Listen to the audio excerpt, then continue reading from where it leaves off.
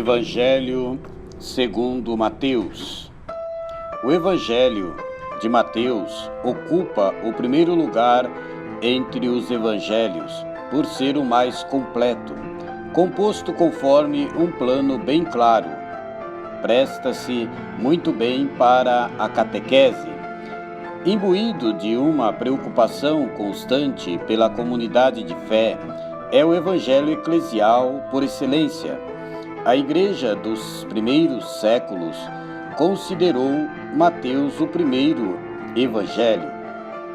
Pápias mencionou um Evangelho de Mateus, hebraico, propriamente aramaico, mas este não existe mais. Talvez tenha sido a coleção dos ditos de Jesus subjacente ao documento que é igual à fonte, conferir introdução ao Novo Testamento. A forma definitiva de Mateus, que atualmente conhecemos, parece ter sido concebida para fortalecer na fé os cristãos de origem judaica, os quais estavam sendo pressionados para integrar o judaísmo que se estava reorganizando depois da destruição do templo, no ano 70 depois de Cristo. Mateus conscientiza os cristãos de que eles é que constitui o verdadeiro Israel, pois em Jesus a herança de Israel se tornou universal. Vejamos agora o conteúdo geral do livro, ou seja, do Evangelho segundo São Mateus.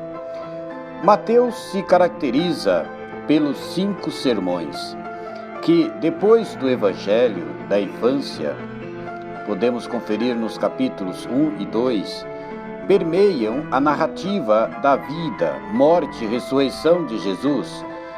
Conferir também nos capítulos 3 e 28 a 28.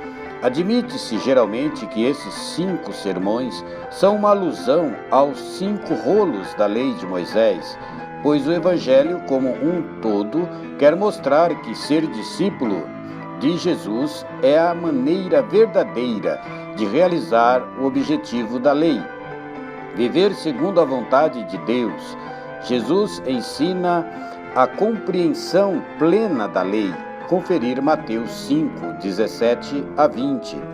Os capítulos 1 e 2 são uma narrativa teológica, ensinando a origem de Jesus, o Messias, filho de Abraão, filho de Davi, e pelo nascimento de Maria Virgem, filho de Deus. Em sua fuga ao Egito e volta de lá, Jesus representa o povo de Israel. Os capítulos 3 a 28 descrevem a vida, a morte e a ressurreição de Jesus como mestre do verdadeiro Israel, que supera as fronteiras étnicas. 5 sermões, sempre encerrados com a mesma fórmula de transmissão.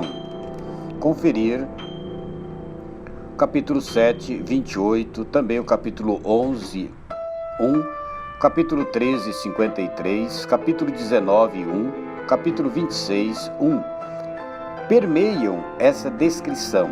Nos capítulos 3 a 13, a atuação de Jesus é expansiva, desde o testemunho ou pré-evangelho de João Batista até o grande sermão das parábolas no capítulo 13.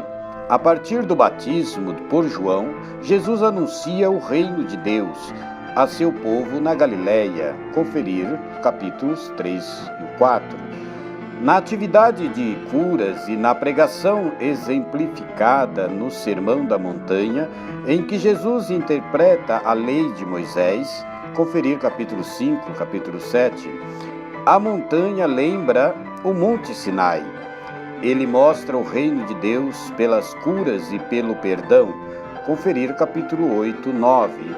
E ensina seus discípulos as ovelhas perdidas de Israel no sermão missionário, capítulo 10. Ele comprova a esperança de João Batista, conhece aceitação e rejeição, capítulo 11 e 12. Depois explica o mistério do reino do Sermão das Parábolas, capítulo 13. A partir desse momento, a atividade de Jesus se concentra mais na constituição da comunidade dos que o seguem. Ele reúne e alimenta o povo e é reconhecido como Messias. Conferir capítulo 14 a 17. Depois pronuncia o sermão da comunidade, no capítulo 18. Então sobe a Jerusalém, onde ensina e entra em conflito com as autoridades, anuncia o fim do templo e critica os escribas e fariseus. Conferir capítulo 19 ao capítulo 23. Finalmente encerra seu ensino com o sermão sobre o fim e o juízo. Conferir capítulos 24 e 25. Este último sermão, sobretudo a parábola final, pode ser considerado o testamento de Jesus, como o Deuteronômio para Moisés.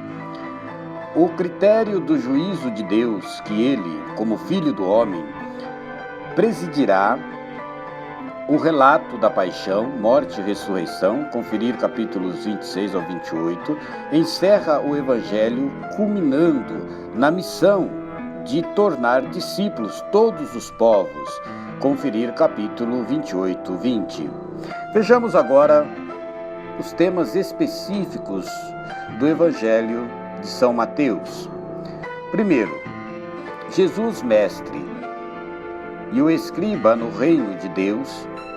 O Jesus de Mateus é, antes de tudo, o mestre, modelo do mestre cristão, instruído no reino de Deus, que tira dos seus guardados coisas novas e antigas. Conferir capítulo 13, 52. Para instruir o novo povo de Deus e ganhar discípulos entre todas as nações. Conferir capítulo 28, 20. No ponto 2 dos temas específicos do livro O Evangelho de São Mateus, a nova justiça. Justiça é, em primeiro lugar, o que Deus faz conosco, inclusive amar-nos, como um pai a seus filhos. A nova justiça consiste, pois, não em aplicar mecanicamente uma lei de Moisés ou de qualquer instância, mas em procurar a vontade deste Deus, que é Pai, e viver em conformidade com isso. Conferir capítulo 5, 17, 47. No ponto 3 dos temas específicos, o Pai Nosso e a vontade do Pai. Com base na nossa justiça, podemos rezar para que a vontade de Deus seja feita e assim seu reino seja realizado no meio de nós. Conferir capítulo 6, 10. Segundo Mateus, Jesus retoma essas mesmas palavras na sua oração no Jardim das Oliveiras. Conferir capítulo 26, 42. Mateus é o evangelho que mais acentua Deus como Pai, no sentido daquele cuja vontade é o programa de vida de seu Filho e dos filhos que este